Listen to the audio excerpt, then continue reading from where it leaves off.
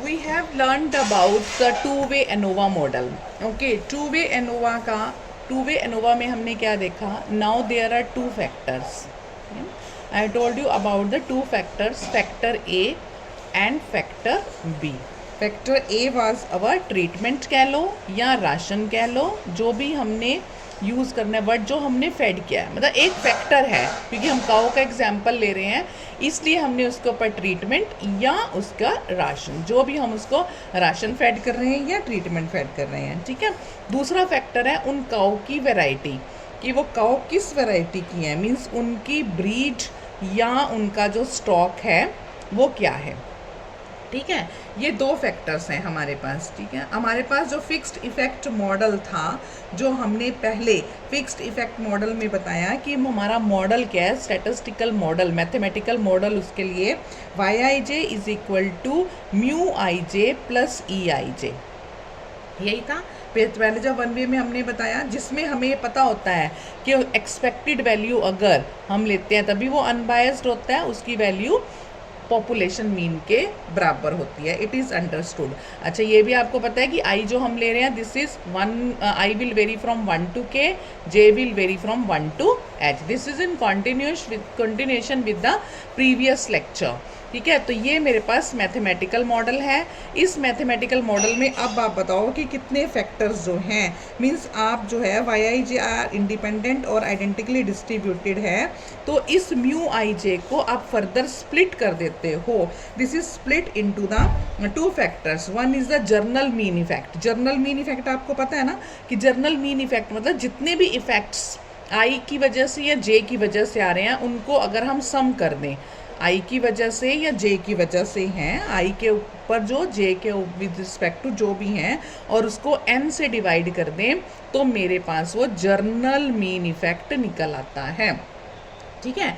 But मैं journal mean effect की बात तभी कर सकती हूँ ना, अगर मुझे ये पता हो कि मेरा इफेक्ट जो है ड्यू टू ith राशन है, उसमें उसकी वजह से क्या इफेक्ट है, मीन्स जर्नल मीन इफेक्ट तो ये हो गया मेरा, ठीक है।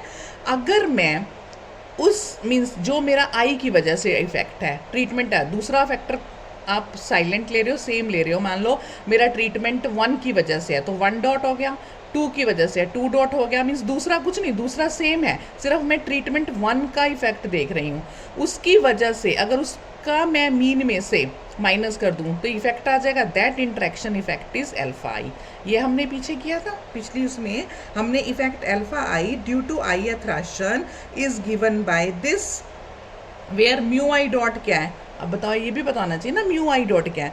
μI डॉट जो है आपके पास, जब आपका j वेरी करेगा 1 to h और आप μIJ के ऊपर ले रहे हो और h से ही डिवाइड कर रहे हो, तो आपके पास जो मीन निकलेगा, this is μI dot, this is μI dot, ठीक है ना। आई भी, अब I will vary from 1 to k, मतलब अगर आप 1 का इफेक्ट देखना चाह रहे हो तो आई तो 1 हो गया, तो यहाँ पे क्या आ जाएगा, ये तो 1 रहेगा, लेकिन ये फिर क्या आएगा, μ11 μ12 μ13 μ14 μ1h डिवाइड बाय h, पहली रो का तो पूरा पहला मीन सिर्फ इस पहले ट्रीटमेंट की वजह से जो मीन है उसको अगर मैं जर्नल मीन से माइनस कर दूँ तो मेरा effect due to first treatment आ जाएगा, अल्फा 1 आ जाएगा। इसी तरह से मैं इन अल्फा 2 निकाल सकती हूँ, अल्फा 3 निकाल सकती हूँ, मीन्स इफेक्ट्स आप निकाल सकते हो।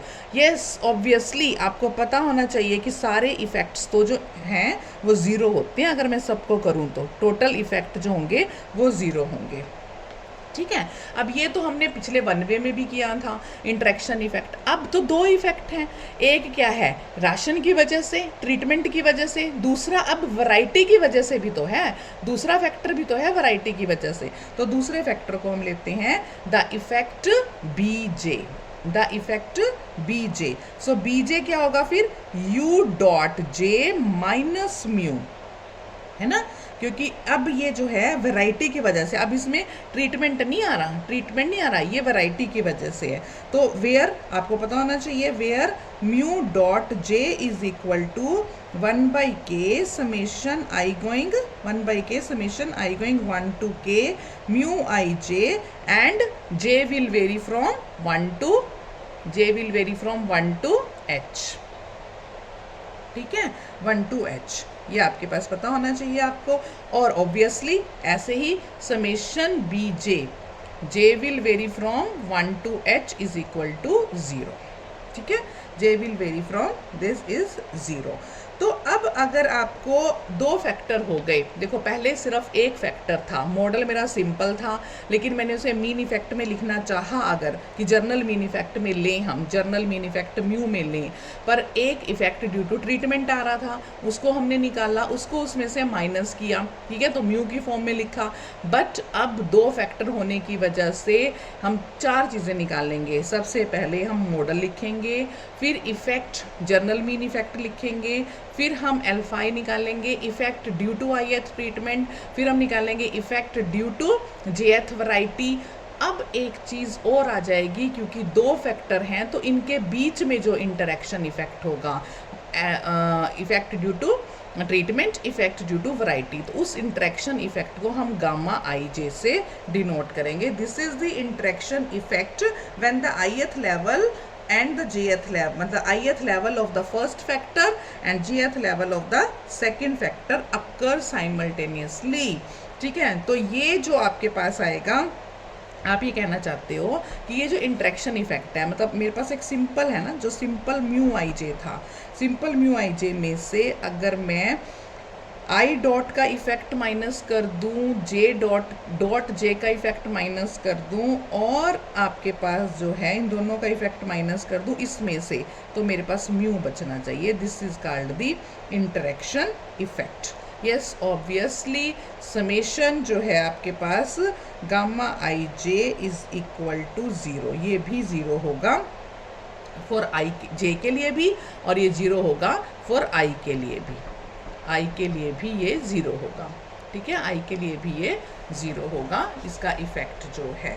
तो आपके पास जो है ये जर्नल बन गया, ठीक है। तो अब मेरा मॉडल जो है, ये मॉडल क्या बना फिर, अगर इतने इफेक्ट्स इतने ट्रीटमेंट्स की वजह से, दो फैक्टर की वजह से आ गए, तो ये जो मैथमेटिकल मॉडल था 2 वे का, वो क्या बना, वो हमारा मेन कंसर्न है। My model will be y I J is equal to mu, होना तो यही चाहिए कि वाई आई जे जो है वो म्यू के इक्वल होना चाहिए,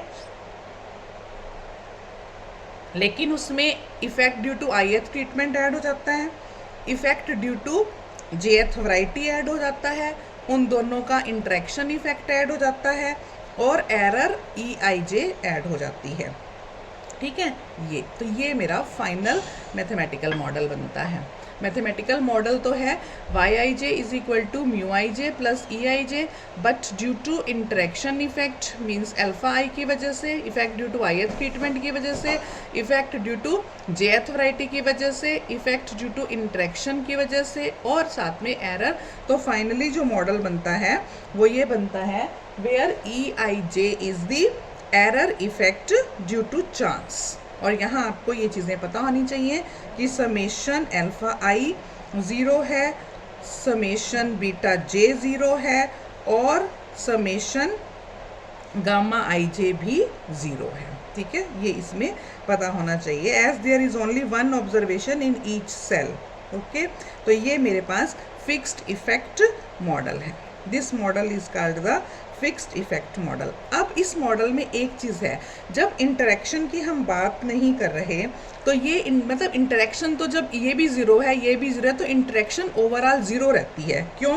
क्योंकि हम इंटरेक्शन क्यों नहीं होगी, क्योंकि हम केस कौन सा कर रहे हैं, 2 वे एनोवा में 1 ऑब्जर्वेशन पर सेल।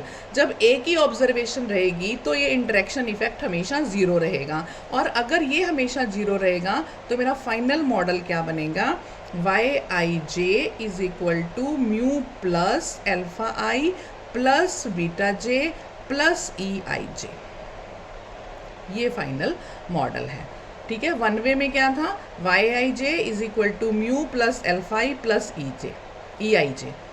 2 वे में क्या है, Y I J is equal to mu plus alpha I plus beta J plus E I J. So this is the fixed effect model where alpha I, beta j and mu are fixed constants हैं ये सारे के सारे, e i j और y i j are random variables हैं, ये दो मेरे पास रैंडम वेरिएबल हैं और ये कांस्टेंट्स हैं जो फिक्स्ड हैं हमारे पास, ठीक है, अननोन है, फिक्स्ड कांस्टेंट्स हैं।